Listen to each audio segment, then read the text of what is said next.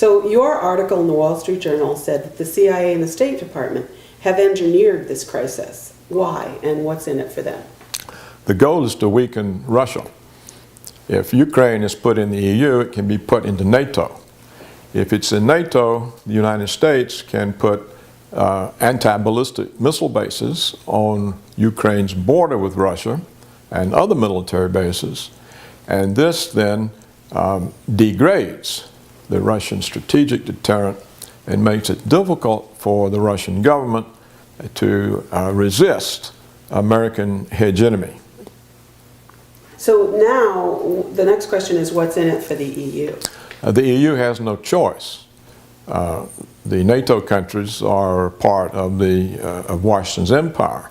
They are no more independent of Washington than the Warsaw Bloc was independent of Moscow.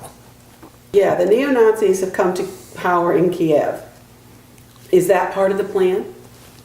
And is that situation out of control? I'm unsure. Initially, I thought that Washington had simply lost control of their coup, that they had overlooked these elements. But some of my sources maintain that Washington realized that its front men were not strong enough. They were too weak to succeed with the coup, and that it needed an organized armed group.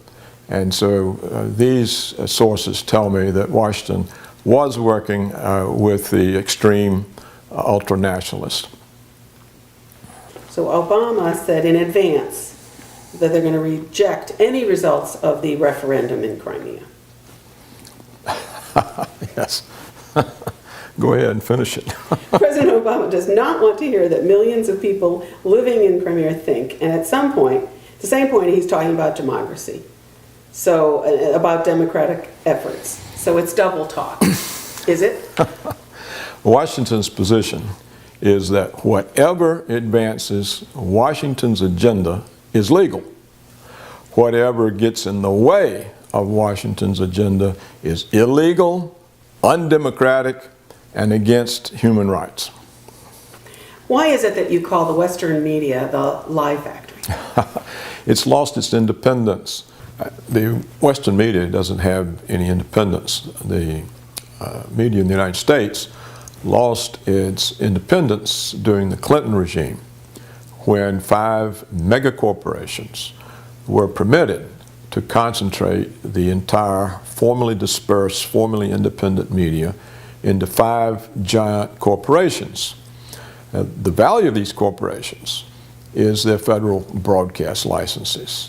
So if they go against the government's agenda, they may find that their licenses are not renewed, and therefore the value of the company goes to zero. And moreover, the companies are no longer run by journalists. They're run by corporate advertising executives, political operatives, and former government officials. And these people have their eye on advertising revenues and getting along with the government.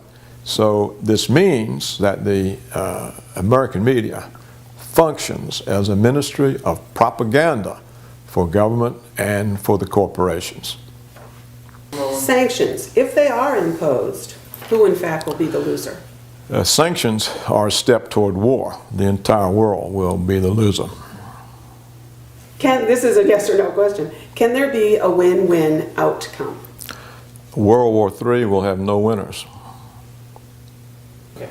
Is this the beginning of a new Cold War?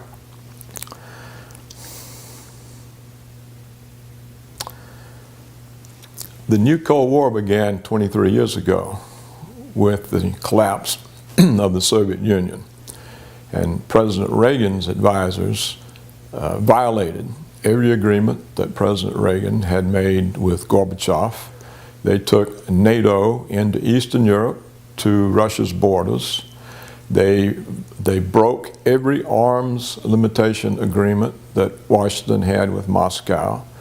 They financed and sponsored color revolutions in former constituent parts of Russia and the Soviet Union, including Georgia, the birthplace of Joseph Stalin. Georgia is now an American puppet state. They're speaking of putting Georgia into NATO, which means more American missile bases on Russia's border. And now they are putting Ukraine, making Ukraine an American puppet state, which means more American missile bases on Russia's border.